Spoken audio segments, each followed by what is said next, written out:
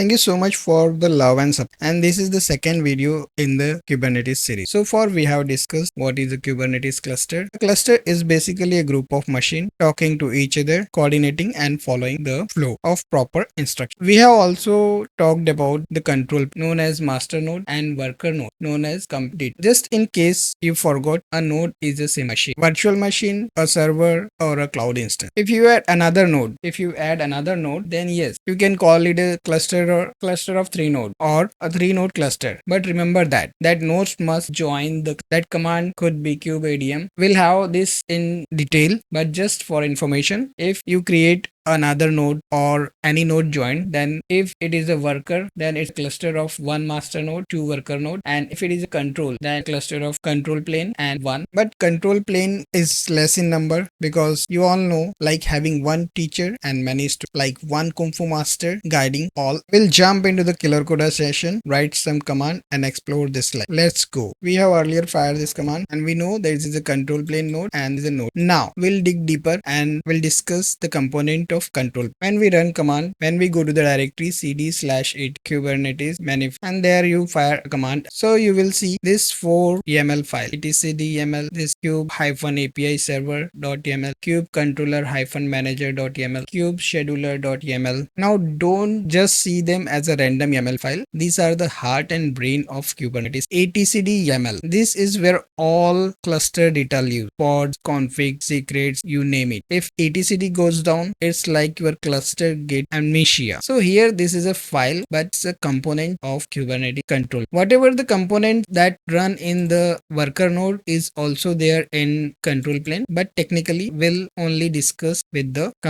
main component control. So second component is a API server. Here you will see a YAML file of kube APIs. This is where, means not this YAML, this is where all your cluster data live. I'm discussing about that component. This is where all your cluster data live, and in kube API server. And this is the second component of control plane, kube API server. Every command you run, whether it's from kubectl or dashboard, goes through the API server. It's a single entry point like the main desk of Kubernetes. And now we'll look at kube-scheduler. This is another component of a control plane node. Every time you create a new pod or new pod is created, the scheduler's job is to figure out which node is the best place to run this pod. Here suppose you want to create a pod. Okay, if you don't understand pod and everything, just listen, because in few lecture you won't get anything, but after few lecture you will start getting something, and at end of the day you will have at least a good knowledge that you can also figure out what is. So here 2 nodes are there, so in which node that pod will be assigned is decided by the kube schedule. And kube controller manager, look here, manager is written. So what the work of manager? The component is constantly watch the cluster, keep the desired state. If you ask for 3 pod but 1 crashes, controller spin up a new pod without any question. So if it is a cloud environment, then cloud controller manager. So here I am giving explanation with the YAML file here, but those components. And if you run k, just come to the, and now control L